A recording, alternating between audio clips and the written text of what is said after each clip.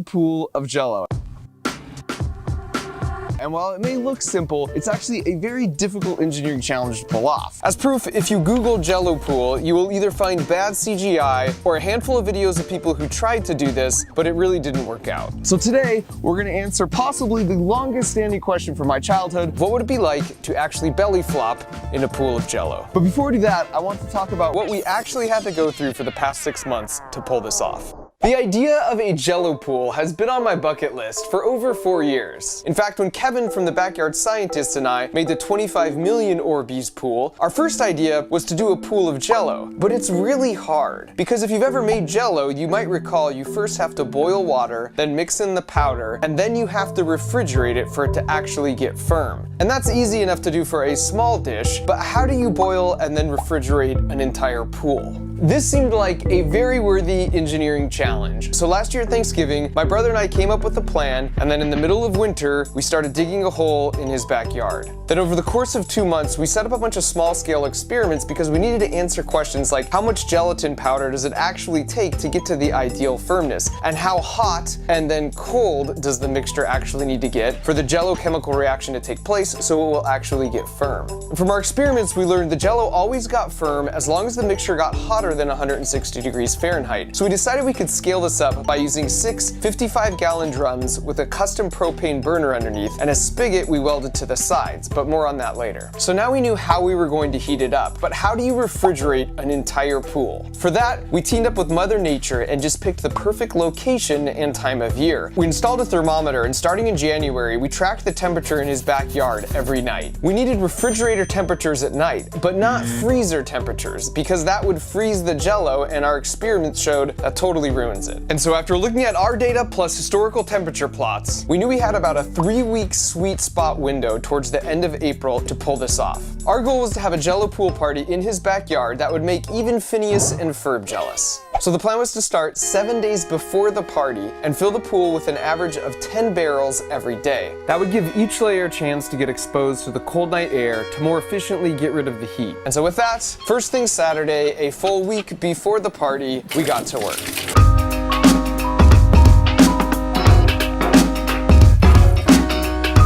We didn't want to waste actual food, so this is just water and gelatin powder and food coloring, but there's no sugar.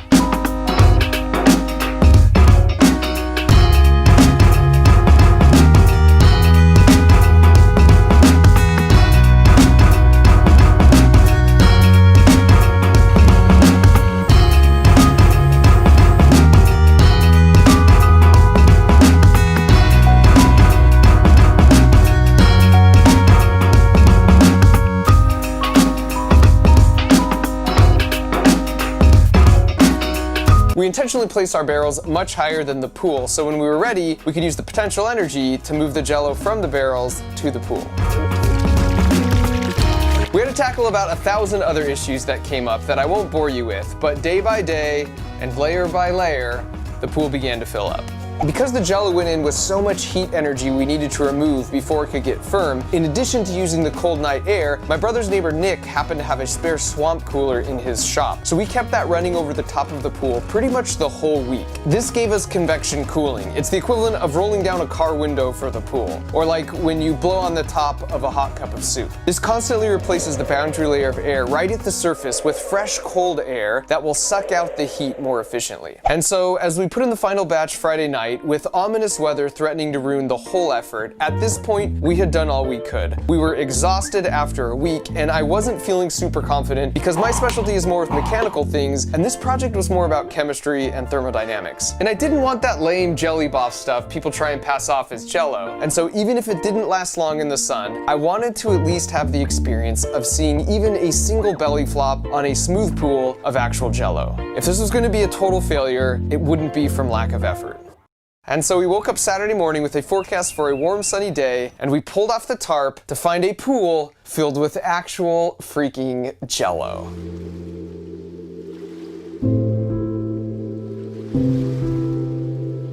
By this point, word in the neighborhood had definitely spread around as to what we were up to, and my brother asked if some of their friends' kids could have first dibs. And so with that, I'm happy to report this is what it looks like to belly flop in a pool of Jell-O.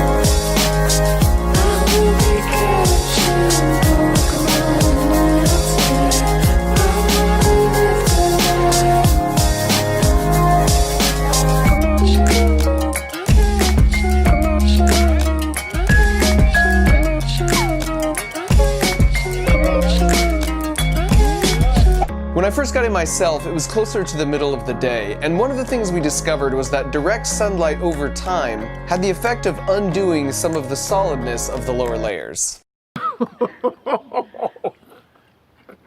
When you go in, it just like fills your nose and like ears. It's a very surreal feeling of just being like, it's kind of hard to move, but it's just slimy and slippery. It actually feels really cool. We have some pool toys hidden underneath. Got it! Wow! It's unlike anything. It's like swimming in snot, if that makes any sense. But like a good snot. To keep it solid for even longer, if we were to do it again, we might put in a heat exchanger pipe system beneath the surface, sort of like how they freeze indoor ice skating rinks. And maybe use a little sugar. That's disgusting. Now at this point you might be thinking, why would anyone spend the effort of 6 months of planning and then a solid week of back-breaking effort just to make a stupid pool of Jell-O? And to that I say, why do people go through the effort of climbing Mount Everest? Why did Neil Armstrong go through the effort of stepping on the moon? And why did Pam and Jim go through the effort of convincing Dwight that Jim had always been Asian? This is Jim. Sometimes you don't do a thing because you should, but simply to prove that you can. Now that my curiosity was fully satiated, and in my ongoing quest to be the favorite uncle, I told my nephews they could invite some of their friends over, and my brother's family set up a neighborhood barbecue. And at this point, after a lot of hours of belly flops and bowling balls and direct sunlight, the Jell-O was pretty broken down, but that didn't stop us from setting up a Jell-O pool slip and slide.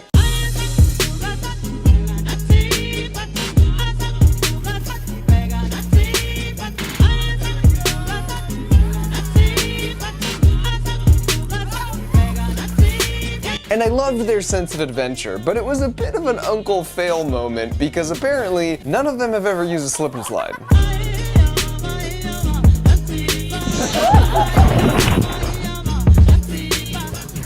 And everybody starts to move as soon as Panda starts to play.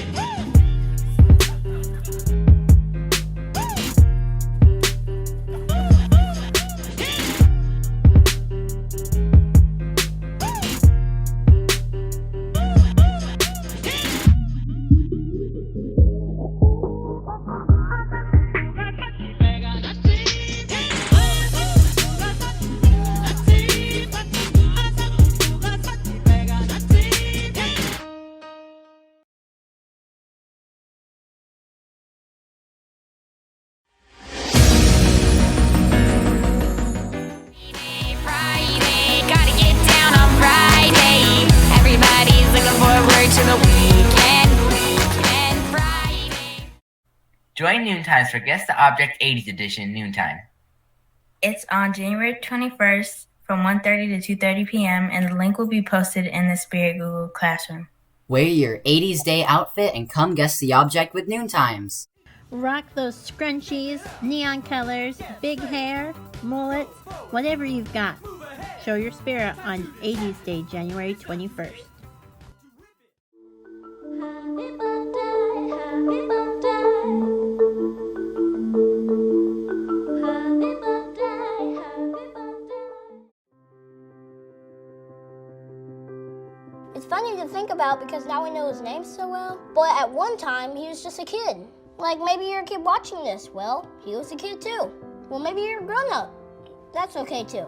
Former kids are welcome here. I don't discriminate. Martin Luther King grew up to be a great man, of course. But things weren't all that great in the world while he was growing up. Not everybody was treated like they were somebody. And I believe that you should treat everybody like it's their birthday. But they didn't do that. People looked at the color of their skin. And that's how they decided if they were friends or not. Not cool, man. That didn't make him feel good. That didn't make anybody feel good. But his parents helped him grow up.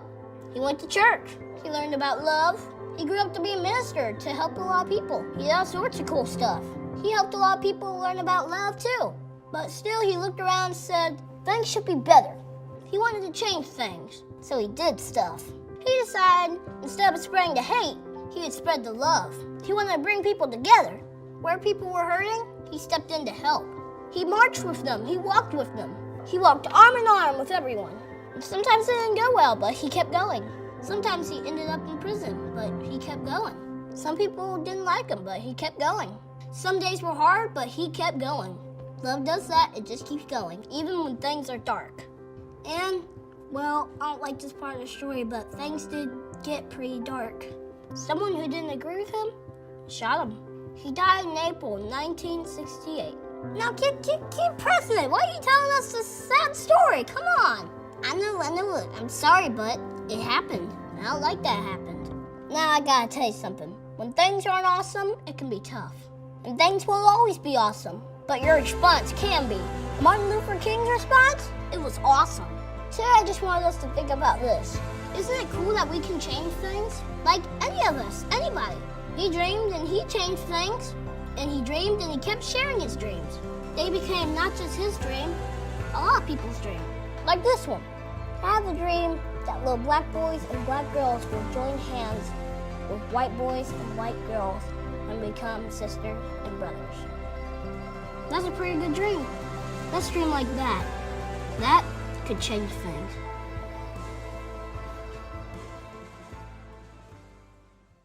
If you want to be important, wonderful. If you want to be recognized, wonderful. If you want to be great, wonderful. But recognize that he who is greatest among you shall be your servant. That's a new definition of greatness. By giving that definition of greatness, it means that everybody can be great.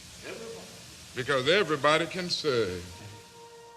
As Coretta Scott King proclaimed, the greatest gift Martin could receive is if people of all racial and ethnic backgrounds celebrated the holiday by performing individual acts of kindness through service to others.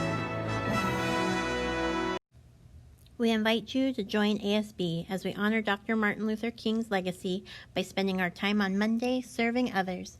Please look for ways to serve your family and community.